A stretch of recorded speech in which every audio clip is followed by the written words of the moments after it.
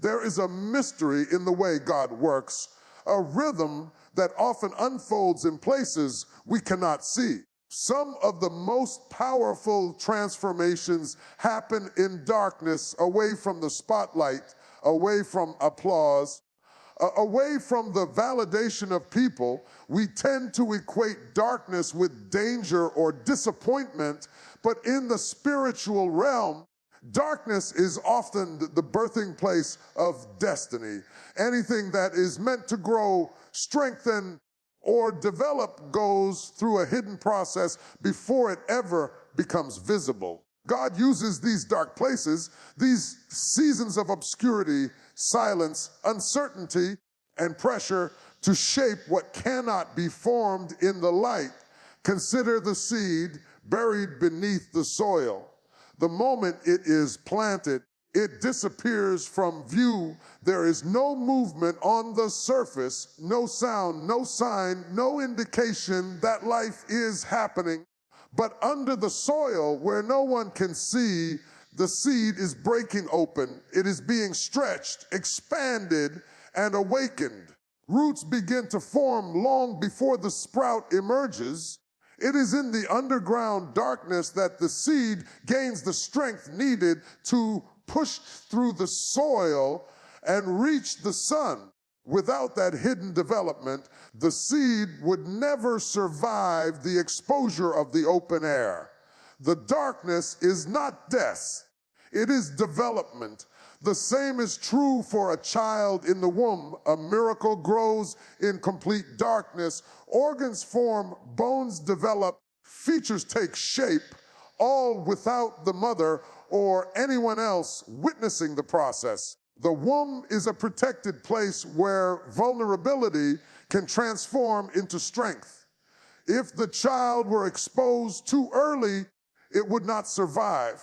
Likewise, God keeps certain blessings, ideas, and spiritual developments hidden until they are ready. What looks like delay is actually God shielding what He is forming inside of you until the appointed time. Even diamonds require darkness. They are formed under intense pressure deep within the earth, far from light. The beauty people admire is the result of a process nobody saw. The pressure didn't destroy the carbon, it transformed it. And in the same way, God uses pressure to transform you. Those moments when you felt weighed down, overwhelmed, or crushed were not meant to break you. They were shaping your strength, your character, and your capacity. Pressure produces something precious. When God allows you to walk through a dark season, it is not a sign that He has abandoned you. It is a sign that He is working on something valuable within you. He places you in situations where you cannot depend on your own sight so that you learn to depend on His presence. The dark season forces you to listen more, trust more, lean more, and grow deeper in faith. It shifts your focus from your surroundings to your source. It is often in the darkness that you hear God the clearest. People may not see your growth. They may not understand the tears, the battles, or the quiet nights of prayer. But God sees, God knows. God is cultivating something in you that will eventually break forth with brilliance. When the moment of revelation comes, others will marvel at your strength, your clarity, your confidence, but only you will know the depth of the process that shaped it. So if you are in a dark place right now, don't assume it's the end.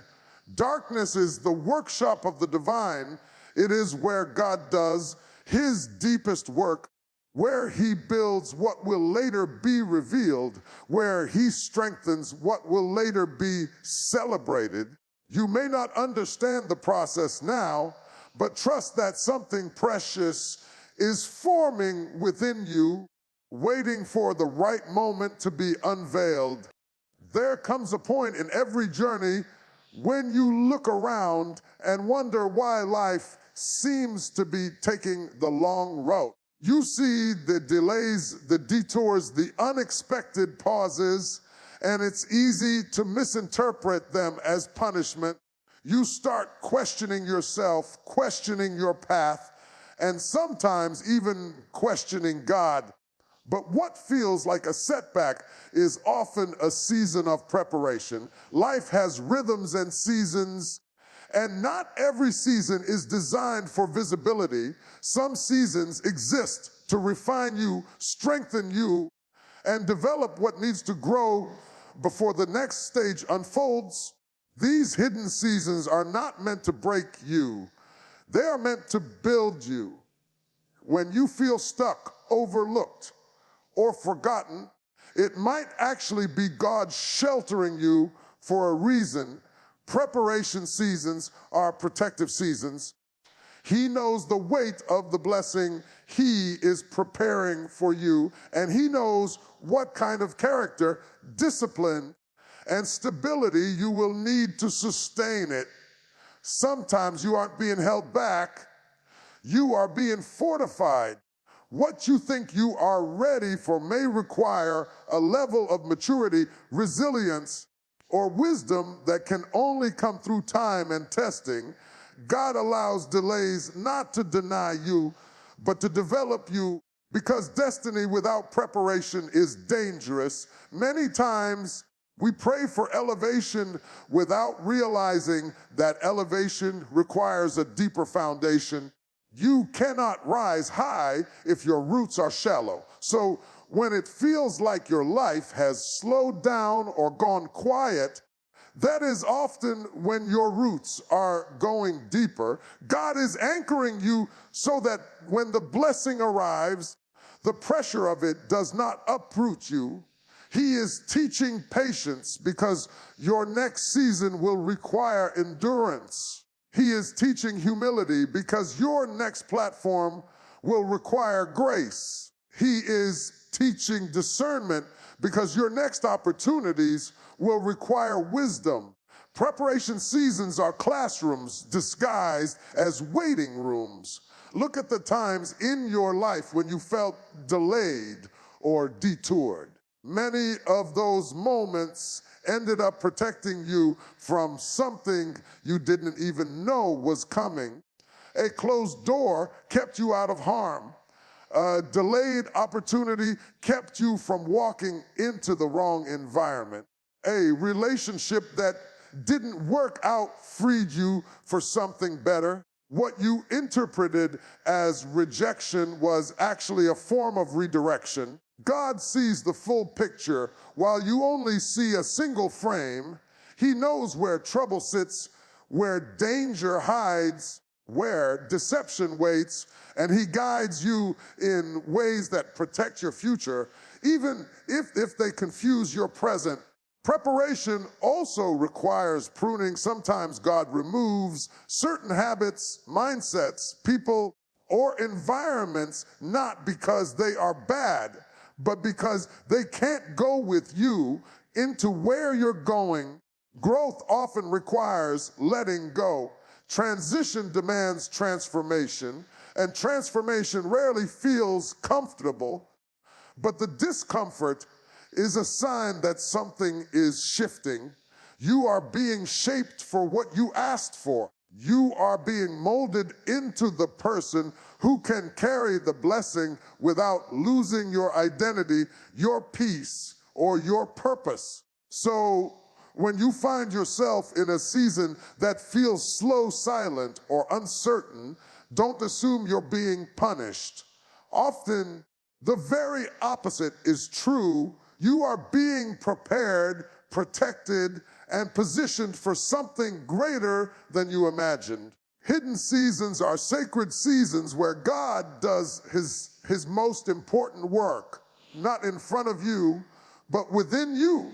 There are times in life when everything around you seems still, motionless, and unchanged. You pray, you wait, you hope, yet nothing in your circumstances seems to shift. It's in these moments that the silence can feel loud and the stillness can feel heavy, making you wonder if God has stepped back or forgotten the details of your life. But the truth is, the silence of your situation is not an indication of God's inactivity. It is in those quiet, hidden moments that He is doing His most intricate work.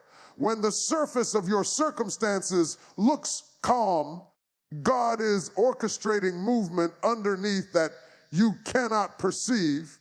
It may look like nothing is happening, but heaven is busy on your behalf. You must understand that God does not measure time the way we do. What feels slow to you is strategic to Him. While you're pacing the floor, trying to figure out when and how things will come together, God is arranging the right people, the right opportunities, and the right timing.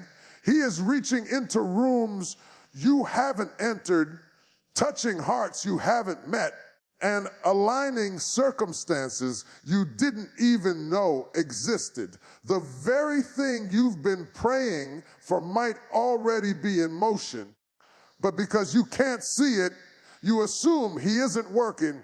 But God often works in seeds, not full-grown harvests. Seeds are buried hidden, silent, but growing nonetheless.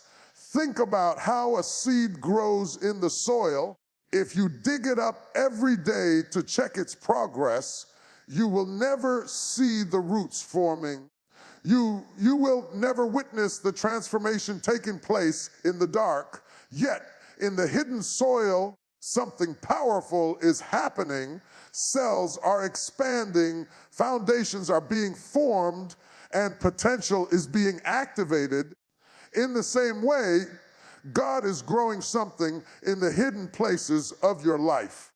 Just because you cannot monitor, it doesn't mean it is not developing. The roots of your blessing are strengthening in the unseen realm so that when the harvest shows up, it has the stability to last. Sometimes God keeps His work hidden because if you saw the process, you would interfere with it. You would rush it, question it, or attempt to reshape it. So He works in silence to protect the blueprint of your destiny. He shields His plans from unnecessary exposure until the appointed time. He allows you to feel stillness so you can learn to trust Him without requiring visual proof. It is in the unseen that your faith is stretched, matured, and anchored. Faith is not believing when you see movement. Faith is believing when everything looks still. When it seems like God is doing nothing, He may actually be doing the most. He is working with precision, intentionality, and perfect timing. He sees what you cannot. He understands what you do not. And He is preparing what you are not yet ready to receive. The silence is not abandonment. It is divine activity disguised. Behind the scenes of your frustration, behind the curtain of your confusion, a supernatural plan is unfolding. God is working for you, shaping the outcome and setting the stage for the moment when everything He has been aligning suddenly comes into view. There are moments when a door closes so suddenly that it feels like the breath has been knocked out of you. You thought it was the right opportunity, the right relationship, the right path. You invested your hopes, your prayers, and your expectations into it only to watch it slip away without warning. In those moments, it's easy to feel rejected or defeated, but what you interpret as a closed door may actually be God stepping in to realign your steps with His purpose. Not every door that shuts is a loss. Many times it is divine intervention disguised as disappointment. We often chase what looks good to us, not realizing that everything attractive is not a sign. Some doors are enticing because they promise stability, comfort, or success, but God sees beyond the surface. He sees the outcomes we cannot predict and the hidden dangers we cannot perceive. When he closes a door, it is because he knows what's on the other side. A closed door is not an act of cruelty. It is an act of care. It is God saying, I love you too much to let you settle for less than what I designed for you. Protection does not always feel gentle, but it is always purposeful. Sometimes a door closes because you were about to walk into something that would have drained you emotionally, spiritually, or mentally. Other times it closes because the timing is wrong. You may be ready for the blessing, but the environment may not be ready to receive you, or the environment may be ready, but you still need refinement to carry the responsibility attached to that opportunity. God's no or not now is rarely a punishment, it is alignment. He is positioning you for something that matches your destiny, not just your desire. Think about Joseph in the biblical story. Every door that closed in his life, the pit, the false accusation, the prison, pushed him closer to the palace. Each shut door redirected him to the next stage of his assignment. Had any of those doors remained open, he would have never stepped into the place he was destined to lead. Closed doors guide you just as much as open ones. They narrow your path so you don't wander into places that would dim your purpose or delay your growth. The challenge is that closed doors often hurt because they contradict our expectations. We thought we had the right plan. We thought we knew the right direction, but God is not obligated to follow our blueprint. He is committed to his purpose, not our preferences. When he closes a door, he is teaching you to trust his vision over your limited understanding. He's teaching you that your future cannot be built on what you lost, but on what he is orchestrating. And sometimes a door closes simply because what once fit you no longer matches who you are becoming. God will remove access to places that can no longer hold the version of you he is shaping. He will disrupt comfort to protect calling. He will block opportunities that would cause you to shrink instead of stretch. Closed doors are often the clearest signs that you are evolving, growing, and moving towards something greater. So instead of mourning every closed opportunity, begin to see it as divine alignment. When a door shuts, lift your head and remember that God is guiding you. His redirection is far more intentional than you realize. While you are grieving what you thought would be, he is preparing what will be. What feels like rejection is often the hand of God steering you towards something bigger, safer, healthier, and more aligned with your destiny. In time, you will look back and thank God for every door that did not open. There are seasons when God becomes quiet, and that silence can feel unsettling. You pray, you seek, you ask for direction, but it seems like heaven has gone still. In those moments, you may start questioning if God is listening, if he's disappointed in you, or if you somehow stepped out of his will. But silence is not absence. Silence is not separation. Silence is often the sacred space where God does some of his most meaningful work. When God is silent, it doesn't mean he has stopped speaking. It means he is speaking in a different language, one of trust. growth and timing. In the same way an artist steps back from the canvas to gain perspective, God sometimes steps back in silence, not because he is distant, but because he is perfecting the details of your life. You may not hear him, but he is not disconnected. A teacher does not speak during a test, yet they are present, watching, guiding, and waiting to see what the student has absorbed. The silence is part of the process. It creates space for what has been planted in your spirit to take root and mature. It forces you to rely not on emotion, but on faith. Some of the most significant moves of God were preceded by silence. Before the walls of Jericho fell, the people marched quietly for days. Before Jesus spoke resurrection over Lazarus, there were days of waiting and wondering. Before breakthrough, there is often a hush. Silence is the soil where trust grows. It teaches you to depend on what you know about God, not just what you feel. Feelings shift like the wind, but faith anchors you when emotions fail. God's silence also creates space for clarity. When everything around you is loud, your spirit becomes scattered. But in the quiet, God helps you identify what is truly important. He helps you distinguish his voice from your fears, your doubts, and the noise of your surroundings. In silence, he sharpens your discernment. He clears your vision so that when the next instruction comes, you won't miss it. Silence is not God ignoring you. It is God preparing you to hear him more accurately.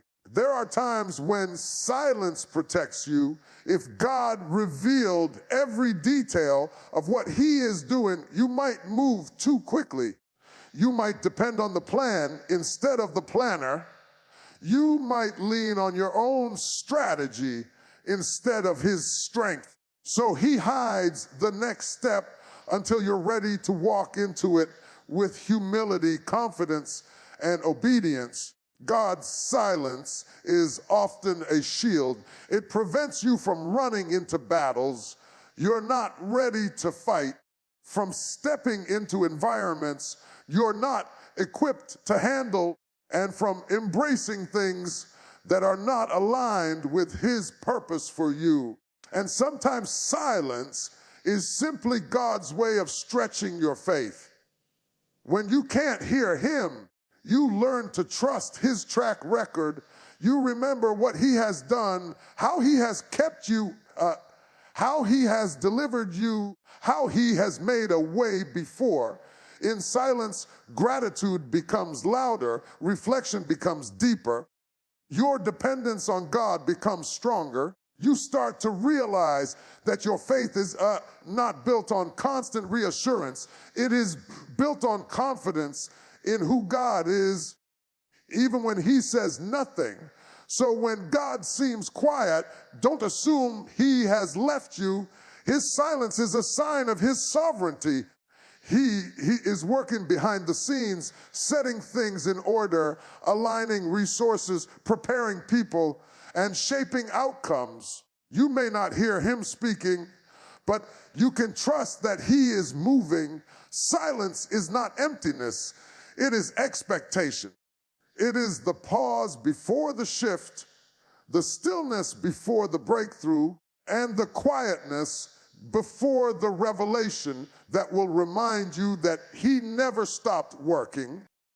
Faith becomes the bridge between where you are and where God is taking you. It is the ability to stand in the middle of uncertainty and still believe that something is working in your favor.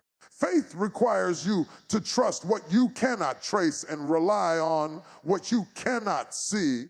It is easy to believe when everything is falling into place, when the signs are clear, and when the path is visible. But real faith is built in the unseen, when God is quiet, when the path is dark, And when the promise seems distant, faith asks you to walk even when you don't know the next step. It asks you to hold on when you feel like letting go. It asks you to trust God's heart even when you don't understand his hand. Faith is not a feeling, it is a decision. It is a choice you make every day to trust that God is faithful even when your circumstances don't reflect his promise. Faith doesn't deny reality. It simply believes that reality is not the final word. You may see obstacles, but faith sees possibilities. You may feel fear, but faith stands on God's character. You may face delays, but faith knows that God's timing is always strategic. Every time you choose faith over fear, you are declaring that the unseen realm is more real to you than the visible one. Sometimes God withholds visible evidence because he wants your faith to mature.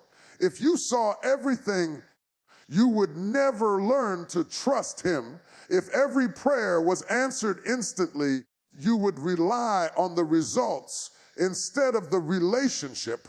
Faith is the currency of the kingdom, and God uses seasons of uncertainty to strengthen your spiritual muscles.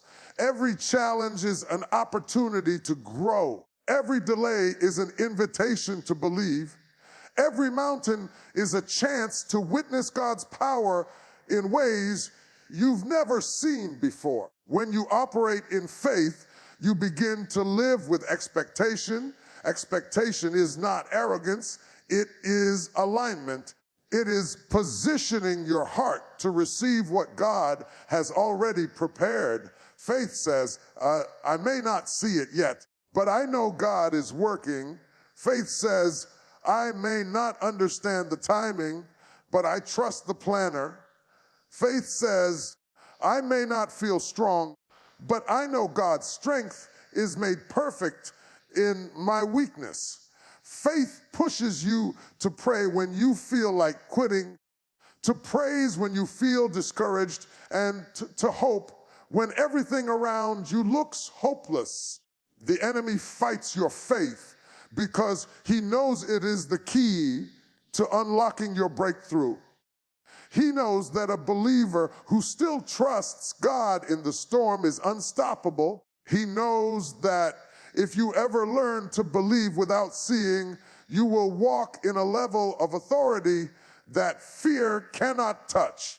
That is why he uses distractions, delays, and disappointments to weaken your confidence. But every time you choose to trust God anyway, you defeat the enemy's strategy.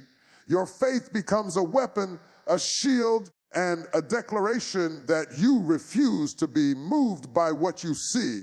Faith also positions you for the moment when God reveals what he has been working on, when the breakthrough arrives, when the door opens, when the blessing appears. It will make sense why you had to believe without evidence.